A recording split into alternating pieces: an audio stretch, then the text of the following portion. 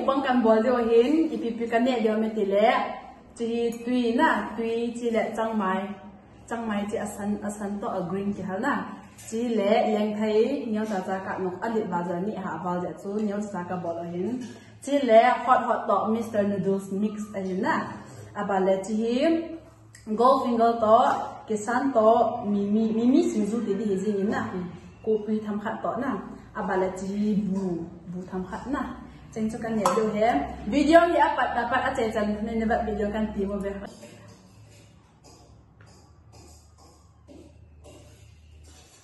ne la ngat cham sak hi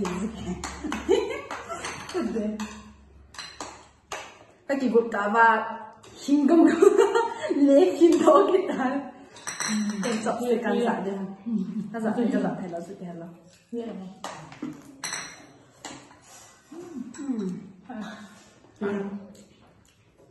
đam thấy thì bây giờ thì lẽ anh ấy chả bỏ hết ai lấy cái lông sữa đam thấy này đi bảo này đây hiện hoa thì gà thuốc thì bèn hết anh ấy chả tùy tạ bỏ đây này đây sung sung rồi đi cái đam sung ngà hết rồi đi anh bảo để làm này nộp tại cái chỗ này đã đấy bạn cái bột guys dia bột đi bột phải là nó còn bột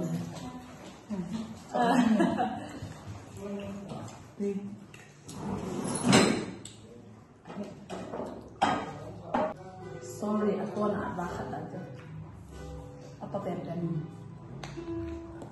yang ini dari bahasa tuh amin apa gak tahu ya chụp em chụp vậy đó cái đẹp mọi người cái con bông chụp cho đây là đi chụp mì tó chụp khẩn đó nhanh thêm khẩn nè quay công lên số quay công lên tiền đâu anh nhau cái thịt lại cái lôi họ hẹn đó anh nhau hai ba chục phật anh cả nó mình thấy chị cầm vai hạt điều wow đây mà được rồi nó chua nhiều thịt đi cái nhiều cái lại kìa nhiều cái okay 1 2 3 go ui rồi đâu à ôi là đó cái phần này nào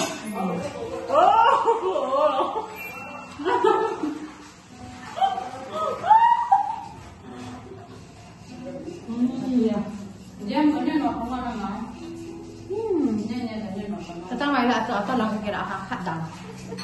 Alai umur. Oke bang. Cái yang cũng một bang buat kita boleh ke lava le. Tu cũng nung kaya dengan akan nggak sih tadi bang. Mana dah? Jangan kan jatuhin ah. Challenge oh. Ni dah. Chi khẩn năng á. Cái hình có sao? Bôi cô khai về rồi nha. Nào không nhận tiền bao cái bạn? Nhận tiền quán. Nhận tiền quán.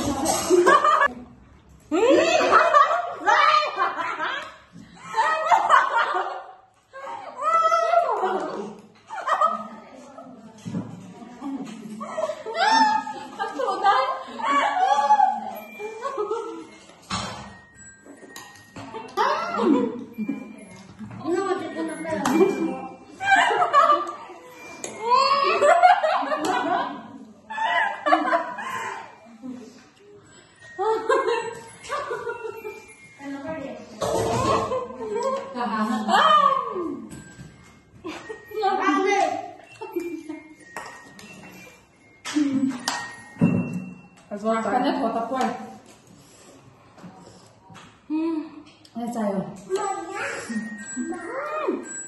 Yang cái chị bà chạy hình đi. Các bạn hả? Các bạn đi nha. Lý khát chân lý cả hạt mà khát chân lý cả hạt. Akan. Lẽ tôi nhà đi ngắm một băng chú sinh du phê.